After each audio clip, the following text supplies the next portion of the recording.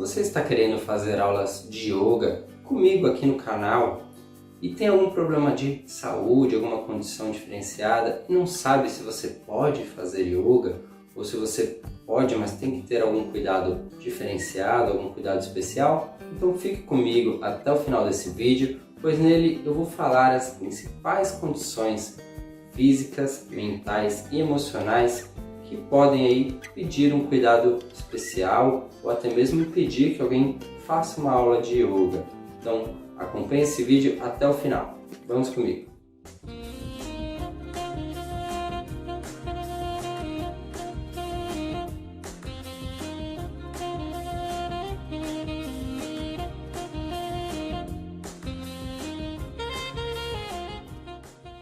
Olá, seja muito bem-vinda ou muito bem-vindo a mais um vídeo do canal Yoga para Viver Bem, o canal onde eu ensino técnicas e conceitos do yoga para as pessoas terem uma vida mais equilibrada, com mais saúde e bem-estar, e aqui você também encontra reflexões, vídeos de autoconhecimento e evolução. Para tudo isso, você também encontra aulas de Prakriti Yoga aqui no canal. Eu deixei disponível 20 aulas aqui completas para você fazer. E se você está nesse vídeo é porque você provavelmente tem alguma condição diferenciada de saúde e você quer saber se você pode fazer as aulas, se você precisa ter algum cuidado, alguma atenção especial. Nesse vídeo eu abordarei os principais problemas de saúde que nós encontramos na escola com alunos e que precisam realmente ter aí um cuidado especial. Então aqui eu abordarei questões de saúde física, mental e também emocional. Eu abordarei também como proceder em cada caso. Logo eu falarei a relação dos problemas de saúde que eu listei para falar nesse vídeo e aqui na descrição do vídeo você vai encontrar essa relação e o tempo do vídeo em que eu abordo cada uma delas, porque assim você pode adiantar aí o vídeo para o tempo certo do problema que te interessa saber. Então nesse vídeo eu abordarei problemas psiquiátricos, abordarei problemas causados por desequilíbrios emocionais, mais especificamente síndrome do pânico e depressão, abordarei hipertensão, problemas cardíacos, labirintite, problemas de coluna. Falaremos também sobre pessoas bipolares. Lembrando também que mesmo com essas orientações, caso você tenha um desses problemas ou algum outro problema de saúde, é sempre muito importante você procurar um médico especializado que acompanhe, inclusive que saiba que você tem interesse em fazer as aulas, para avaliar se ele julga que é adequado para você fazer uma prática com a gente. Fora esse vídeo, se você não viu o vídeo de preparação para fazer as aulas comigo, é muito legal você ver também esse vídeo de preparação antes de iniciar as aulas, porque nele eu dou várias dicas valiosas e que vão facilitar muito aí para você fazer a sua prática sem ter nenhum problema, sem ter nenhuma interrupção. Eu vou deixar aqui no cantinho o card desse vídeo e também na descrição do vídeo, caso você queira vê-lo.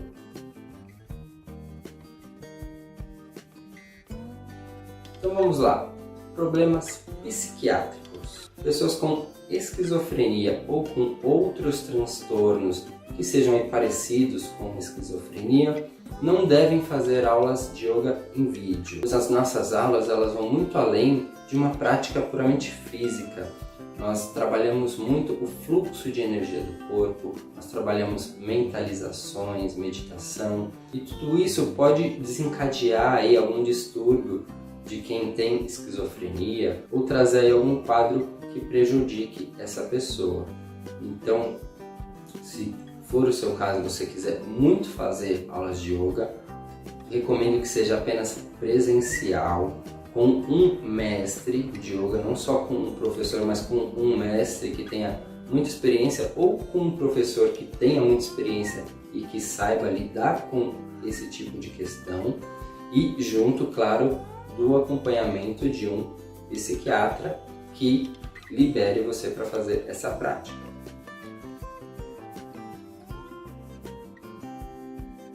Agora, os problemas causados por desequilíbrios emocionais.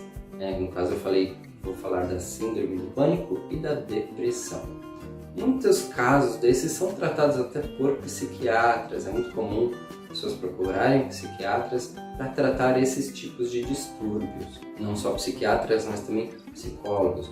Porém, esses tipos de distúrbios podem tranquilamente fazer as aulas conosco, inclusive as aulas vai ajudar muito a trabalhar esses distúrbios. Porém, se você tem síndrome do pânico ou depressão, tem aí alguns ajustes que a gente tem que fazer na aula e é bem importante que você saiba disso antes de iniciar as suas aulas por vídeo. Para ambas as questões, a gente deve sempre pegar leve em flexões para frente. Se você nunca fez, o que é uma flexão para frente? É quando nós flexionamos a coluna para frente. Não sei se eu vou sair aqui da câmera, ó. Então, por exemplo, isso daqui é uma flexão para frente. Pode ser feita sentada, desse mesmo jeito, pode ser feito deitada, com as costas no chão, você eleva as pernas, joga as pernas lá atrás. Apesar de você estar jogando as pernas lá atrás, a coluna está flexionando para frente. As flexões para frente, elas têm um aspecto energético e emocional introversor. Porém, pessoas com síndrome do pânico e com depressão já têm essa característica de serem introvertidas, estarem fechadas ao mundo. É muito comum a postura dessa pessoa ser caída, ser curvada para frente. Então nós temos que tomar cuidado para não intensificar isso durante a prática. A pessoa pode fazer tranquilamente flexões para frente, porém ela não pode fazer muitas e nem por muito tempo. Muitas é muito difícil nós termos em uma aula. Porém, em algumas aulas a gente às vezes fica um pouco mais de tempo em algumas posturas. Então, se é o seu caso e você vê que eu passei uma flexão para frente e que estou demorando muito para subir, volta antes. Volta antes, faz ali alguma outra coisinha e esperando dar o tempo. Porque para você, se você tem um desses dois problemas, não é interessante ficar muito tempo nessa postura. Uma dica muito bacana, se for o seu caso, é abusar de todo o restante da aula e principalmente das flexões para trás. As flexões para trás, ela tem um aspecto extroversor. Então, ela abre o peito, geralmente a gente joga os ombros para trás, abre o peito, abre aqui a garganta. Então nós temos todo um trabalho energético no chakra cardíaco e no chakra laríngeo, onde é responsável inclusive pela nossa comunicação, pela forma com que nós nos expressamos e geralmente a dificuldade até dessas pessoas que são mais fechadas. Então abuse de todo o restante da aula e dessas posturas que abrem o peito e que flexionam a coluna para trás. Sempre que nós abrimos o peito, nós trabalhamos a energia dos pulmões, que está muito ligado à tristeza. Quem tem, por exemplo, depressão, muitas vezes tem um desequilíbrio nos pulmões de tristeza. Abrindo o peito, a gente ativa o coração, que está muito ligado à alegria, amor e gratidão. Então trabalhar essa energia vai te trazer mais desses aspectos e com certeza vai te ajudar no processo aí de sair de uma depressão. Então essas duas dicas para quem tem depressão e síndrome do pânico. A próxima é só para quem tem depressão. No caso da depressão, é muito importante tomar cuidado com meditações também muito introversoras. A meditação em si eu indico que faça sempre, todos os dias. Porém, cuidado, principalmente se for uma meditação guiada. Aí não falo nem se for fazer comigo, às vezes procura alguma outra que tenha um aspecto muito introversor, de fazer você ficar se analisando muito, caçando muita coisa em você. Porque tem meditações, como as que eu ensino aqui no canal, inclusive, que é você ter um ponto de apoio e você trabalhar ali a sua concentração até entrar em meditação. Agora tem meditações que são guiadas e geralmente tentando te levar num caminho. Então, se você tem depressão, para você não é interessante que esse caminho seja muito introversor. Para você, às vezes, é mais interessante uma meditação mais como as que eu ensino aqui, que é você ter um ponto de apoio e ter ali e trabalhar a concentração até que a sua mente entre em meditação naturalmente. Então, por exemplo, se a meditação for para contemplar um aspecto da natureza. Para quem tem depressão, não é interessante, por exemplo, contemplar a lua, porque a lua ela tem esse aspecto introversor, esse aspecto um pouco melancólico. Aí seria interessante contemplar, por exemplo, o sol, que traz muito mais vida, mais energia, mais disposição. Então, em meditações guiadas tem que tomar alguns cuidados. Nas meditações com ponto de apoio, você pode usar, por exemplo, o fogo. Assim como o sol, o fogo também vai trazer mais energia, é um ponto de apoio visual. Existem meditações que você faz de olho aberto, olhando para um ponto fixo, e esse ponto fixo pode ser a chama de uma vela, por exemplo. Então procurar sempre coisas com luz, fogo, calor, energia, porque isso tudo vai ajudar a te dar mais energia, a tirar você dessa condição depressiva. Agora, tudo que for muito escuro, muito frio, você já está com uma energia baixa, com falta de energia, para você não é interessante nesse momento esse tipo de meditação. E se quiser dar uma olhadinha, temos uma playlist de meditação aqui no canal. Aos pouquinhos eu estou subindo vídeos com práticas diferentes. Recomendo fortemente que pratique meditação, não só nas aulas, mas em todos os dias.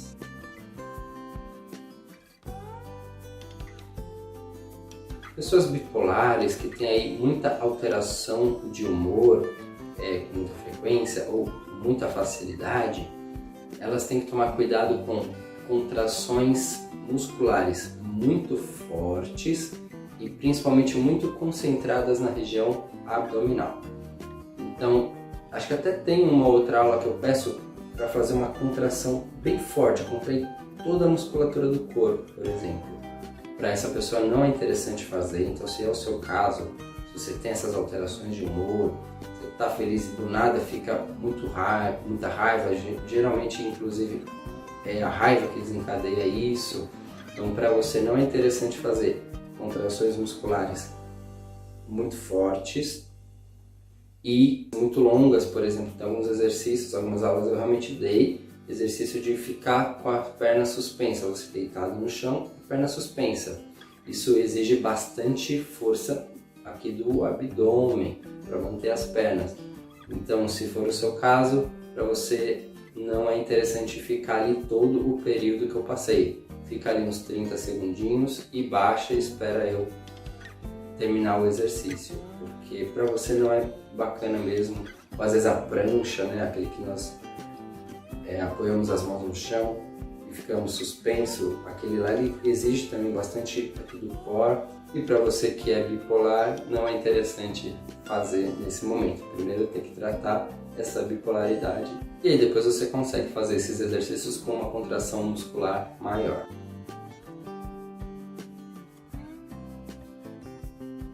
Hipertensão. Pessoas hipertensas só podem fazer aulas de yoga se estiverem ali com o quadro controlado, medicado e principalmente acompanhado por um médico, porque nas aulas de yoga o maior risco para o hipertenso são os alongamentos de grandes grupos musculares, como as pernas, por exemplo. Alongamentos assim, eles aumentam muito a pressão arterial e aí acaba sendo um grande risco para pessoas que estão com hipertensão e que não estão controladas. Existem aí alguns outros exercícios, como algumas respirações também, que mexem um pouquinho com a pressão do corpo, mas o maior risco mesmo é no caso dos alongamentos. Agora, caso você esteja com a pressão controlada, tenha acompanhamento médico e o médico te libere para fazer uma aula de yoga, práticas físicas, aí vai ser maravilhoso para você fazer as aulas, porque muitos quadros de hipertensão são desencadeados por desequilíbrios emocionais, principalmente por estresse. E as aulas de yoga vão ajudar muito nessa redução de ansiedade, de estresse, e vai ser fundamental para você, inclusive, até conseguir deixar de depender, às vezes, aí, de medicamentos e conseguir se curar dessa hipertensão. Então, se estiver controlada e acompanhada por um médico, pode fazer as aulas tranquilamente.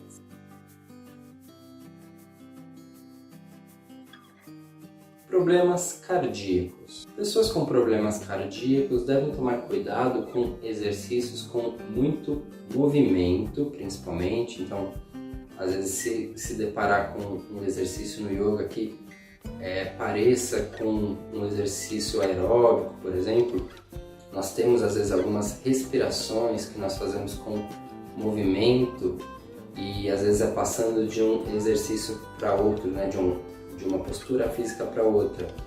E às vezes para uma pessoa cardíaca aquilo acelera muito, né? Uma pessoa às vezes normal já sente ali um cansaço, o coração acelera, mas para um cardíaco é perigoso isso. Então tomar cuidado com exercícios que têm movimento. Alguns são tranquilos, apesar de serem movimentos, não são tão intensos, mas se você sentiu que aquilo está ficando um pouquinho intenso, para, espera, respira. É muito importante manter a respiração controlada durante a prática. Isso vai ajudar muito a manter o seu coração mais tranquilo. É muito comum durante um exercício às vezes de força a gente travar a respiração e essa trava só vai criar bloqueio, que vai impedir a sua energia de fluir e vai te fazer se cansar mais rápido. E quando a gente começa a observar isso, é muito interessante que só de controlar a respiração você se cansa muito menos durante uma prática. Então, o controle da respiração é essencial. E se viu que tem um exercício que está ali começando a te cansar muito, para antes, dá um tempo, senta e respira. Se precisar, pausa a aula, senta, respira, restabelece a sua respiração, sente o seu coração mais tranquilo e aí só depois retome a sua aula. E também, muito importante, veja com seu cardiologista se ele te libera para fazer uma prática dessa, principalmente por vídeo em casa, certo? Labirintite. Eu já tive alunos que disseram que tinham e faziam a aula completa e nunca tiveram problema nenhum. E eu já vi pessoas com labirintite que não conseguiam nem deitar com o corpo todo reto, né? Deitar com a cabeça reta. Se não tivesse um travesseiro, a pessoa entrava em crise.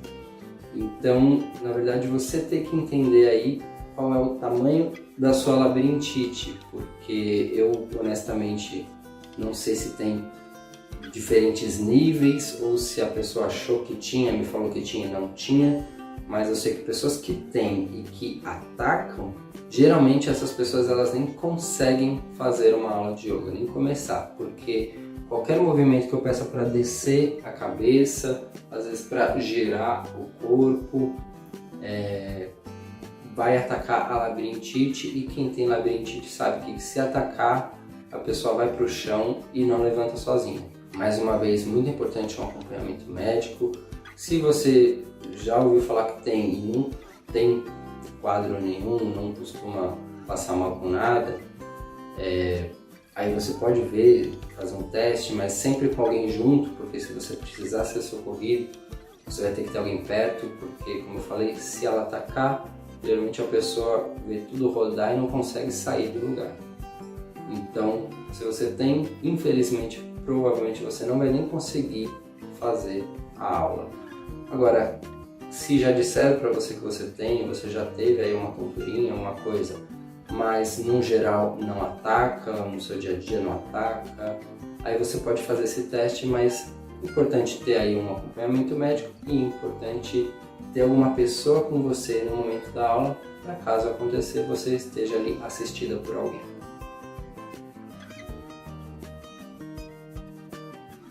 E agora, problemas de coluna. A nossa prática de yoga ela é muito benéfica para a coluna.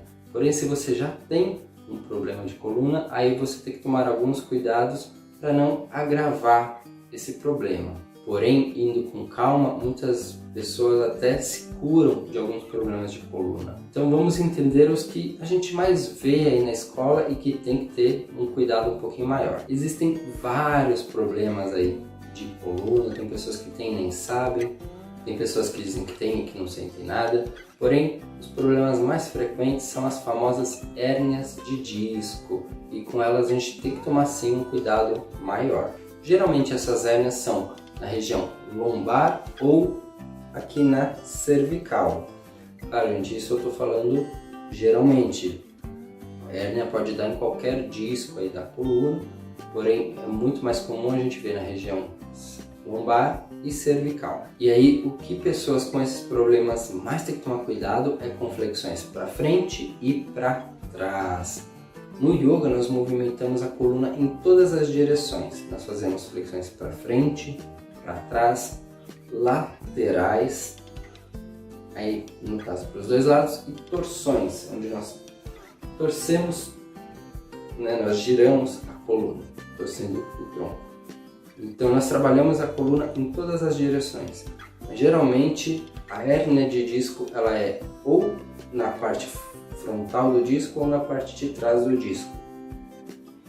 E as flexões para frente e para trás geralmente são as que mais podem afetar ou incomodar ou até agravar no caso de hérnia de disco. Então é muito importante ter mais cuidado nessas. Então se você tem hérnia de disco na lombar ou na cervical, ou mesmo em alguma outra parte da coluna, muito importante tomar esse cuidado com flexões para frente e com flexões para trás.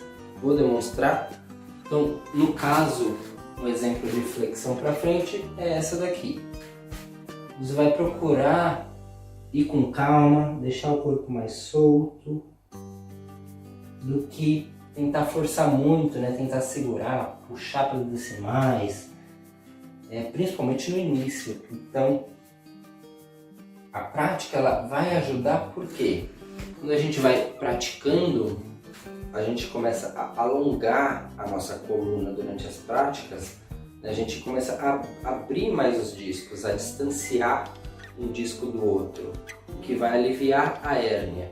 E por outro lado, nós fazemos um trabalho também de fortalecimento muscular. Isso vai ajudar a estabilizar melhor a coluna, estabilizar ali toda a musculatura que dá sustentação para a coluna, e isso vai evitar com que o disco se comprima.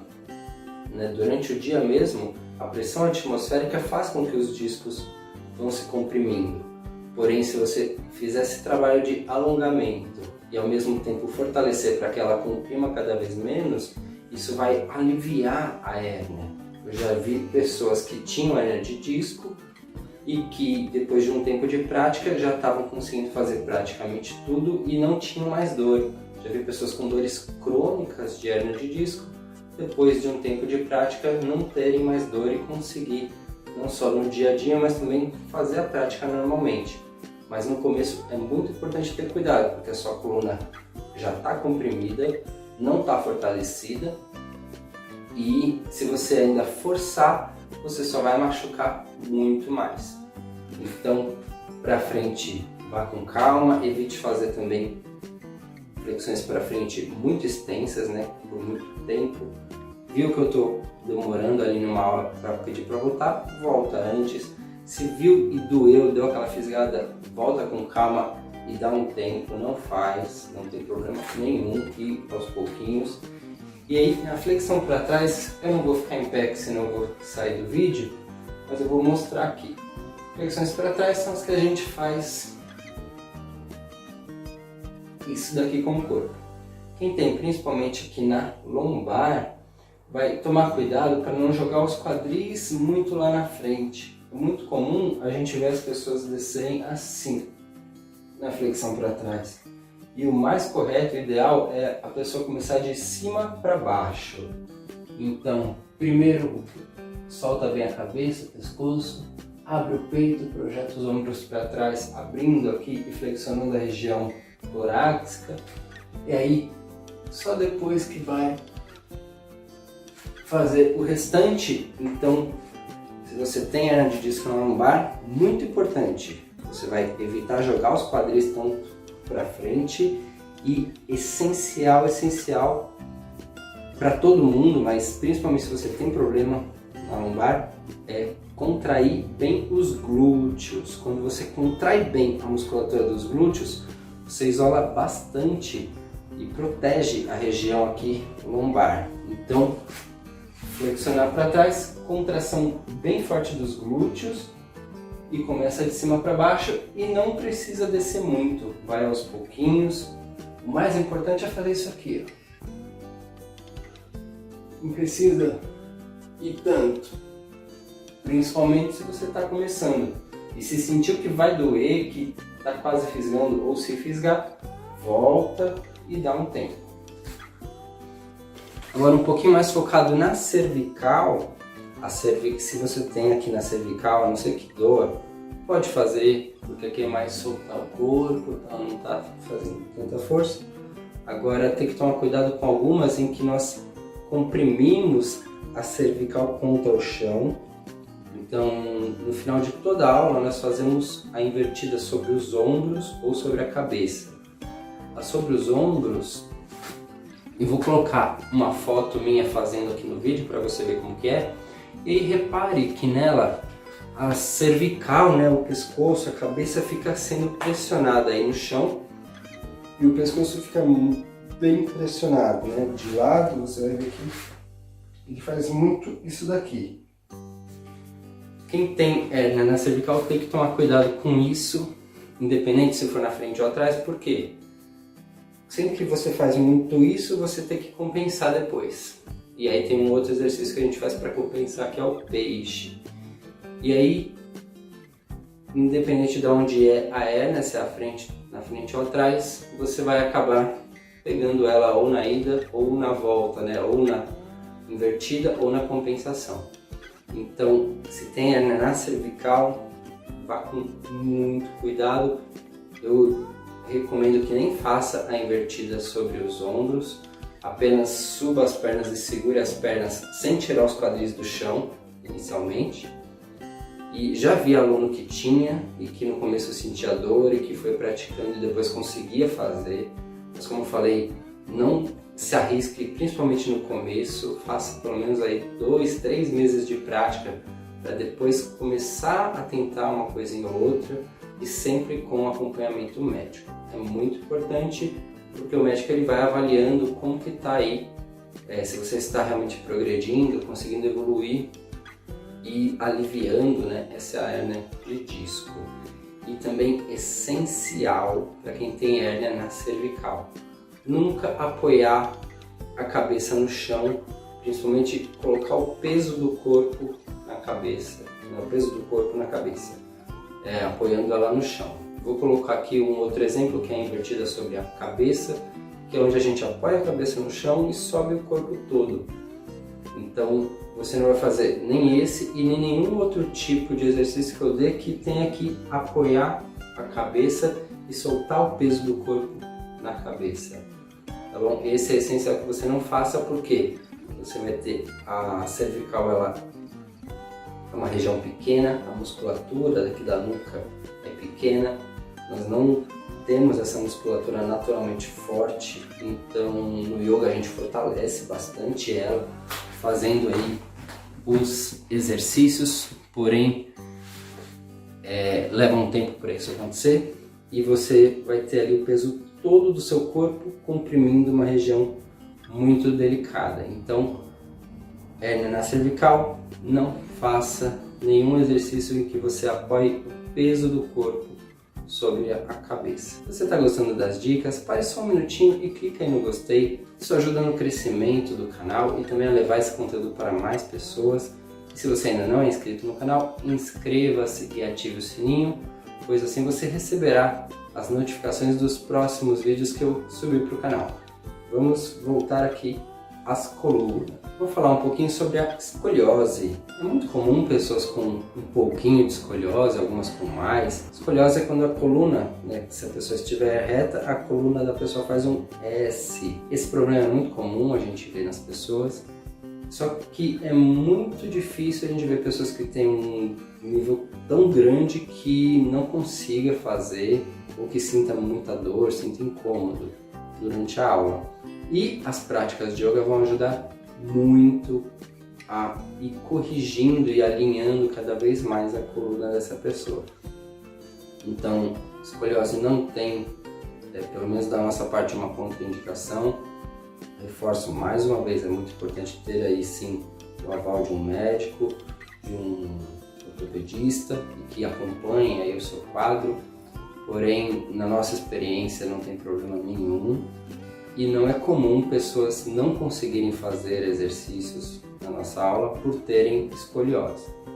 Então, claro, se for seu caso, você tentou fazer e doeu, vai aos pouquinhos, vai mais devagar, porque aos poucos o yoga realmente ajuda a corrigir principalmente as flexões laterais, que são esse tipo de movimento com a coluna. Então, se você tem, mas não sente dor, super recomendo que faça e que até acompanhe, peça até para alguém olhar como que está a sua coluna e depois tira uma foto e depois de um mês olha de novo, porque realmente as práticas podem ajudar a corrigir um problema de coluna desse tipo. Chegamos ao final, eu sei que esse vídeo deve ter ficado um pouquinho longo, mas se você chegou até aqui é porque estava interessante, porque você gostou.